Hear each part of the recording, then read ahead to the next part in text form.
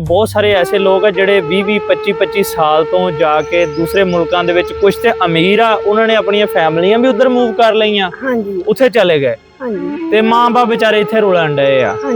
ਅੱਛਾ, ਕਈ ਐਸੇ ਜਿਹੜੇ ਗਰੀਬ ਆ, ਸਾਡੇ ਵਰਗੇ ਮਾਤੜ ਆ, ਲੱਖ 1.5 ਲੱਖ ਰੁਪਇਆ ਮਹੀਨਾ, ਉਹ ਵਿਚਾਰੇ ਉਨਾ ਕੁ ਭੇਜਦੇ ਆ, ਉਨਾ ਕੁ ਪਿਛਲੇ ਘਰ ਦੇ ਖਾ ਜਾਂਦੇ ਆ, ਯਾਸ਼ੀ ਕਰ ਜਾਂਦੇ। ਉਹਦੇ ਵਿੱਚ ਜ਼ਿਆਦਾਤਰ ਤੁਸੀਂ ਵੈਸੇ ਮਨਾ ਤੇ ਕਰਦੇ ਹੁੰਦੇ ਹੋ, ਲੇਕਿਨ ਔਰਤਾਂ ਦਾ ਬੜਾ ਹੱਥ ਆ ਕਿ ਉਹਨਾਂ ਦੀਆਂ ਬੀਬੀਆਂ ਉਹ ਕਹਿੰਦੀਆਂ ਜੀ ਬੱਚੇ ਪੜ੍ਹਦੇ ਆ, ਹਾਲੇ ਕੋਈ ਨਹੀਂ, ਤੁਸੀਂ ਹੋਰ 2 ਸਾਲ ਕੱਢ ਲਵੋ।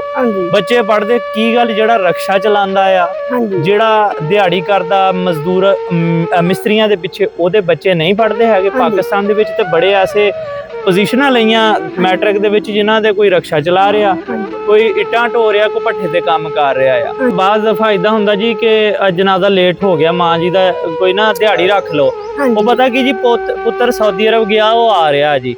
ਅੱਛਾ, ਉਹ ਬਾਅਦ ਦਫਾ ਏਦਾਂ ਹੁੰਦਾ ਜੇ ਤੂੰ ਵਿਚਾਰਾ ਖਾਂਦਾ ਪੀਂਦਾ ਹੋਊਗਾ, ਕੋਈ ਚੰਗੀ ਕੰਪਨੀ 'ਚ ਹੋਊਗਾ ਤੇ ਫੌਰੀ ਉਹਨੂੰ ਛੁੱਟੀ ਵੀ ਮਿਲ ਜਾਊਗੀ ਤੇ ਟਿਕਟ ਲਾ ਕੇ ਆ ਵੀ ਜਾਊ। ਇਹ ਵਿਚਾਰਾ ਕੋਈ ਮਿਹਨਤ ਮਜ਼ਦੂਰੀ ਕਰਨ ਗਿਆ ਸਾਡੇ ਵਰਗਾ, ਉਹ ਨਾ ਤੇ ਪਹਿਲਾਂ ਉਹਨੂੰ ਕੰਪਨੀ ਵਾਲਿਆਂ ਨੇ ਛੱਡਣਾ ਹੈਗਾ, ਉਹਨੇ ਅੱਧੇ ਵਿੱਚ ਅੱਧੇ ਪੈਸੇ ਥੱਲੇ ਰੱਖਦੇ ਆ, ਉੱਥੇ ਵੀ ਕੋਈ ਮਾਫੀ ਨਹੀਂ ਦਿੰਦੇ ਹੈਗੇ, ਉਹਨਾਂ ਨੇ ਪੈਸੇ ਵੀ ਉੱਥੇ ਰੱਖਣੇ ਥੱਲੇ, ਤੇ ਉਹਨੇ ਵਿਚਾਰੇ ਨੇ ਟਿਕਟ ਟੁਕਟ ਕਰਵਾ ਕੇ ਆ ਕੇ ਕਿ ਮਾਂ ਦਾ ਮੂੰਹ ਦੇਖ ਲਵਾਂ। ਤੇ ਜੇ ਅਗਰ ਨਹੀਂ ਆਂਦਾ ਤਾਂ ਇੱਥੇ ਲੋਕਾਂ ਨੇ ਬੜੀਆਂ ਗੱਲਾਂ ਕਰਨੀਆਂ, ਭੰਡਣਾ, ਕਹਿਣਾ ਯਾਰ ਸਾਊਦੀ ਅਰਬ ਗਿਆ ਸੀਗਾ, ਮਾਂ ਦੇ ਮੂੰਹ ਤੇ ਵੀ ਨਹੀਂ ਆਇਆ ਹੈਗਾ। ਸਭ ਤੇ ਤਾਂ ਪਹਿਲਾਂ ਇਹ ਆ ਕਿ ਲੋਕ ਲਾਣਤ ਤਮਾ ਖਰਾਬ, ਮੁੰਡੇ ਮਰ ਗਏ ਕਮਾਈਆਂ ਕਰਦੇ ਤੇ ਲੱਛੋ ਤੇਰੇ ਬੰਦ ਨਾ ਬਣੇ।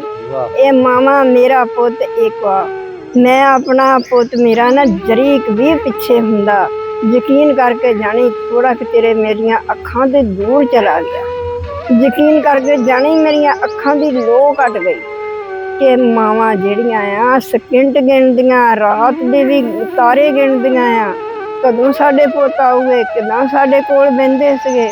ਬਰਾਏ ਮਿਹਰਬਾਨੀ ਕਰਕੇ ਤੁਸੀਂ ਆਪਣੀਆਂ ਮਾਵਾਂ ਨੂੰ ਕੋਲ ਆਵੋ, ਮਾਵਾਂ ਨੂੰ ਸੀਨੇ ਨਾਲ ਲਾਵੋ।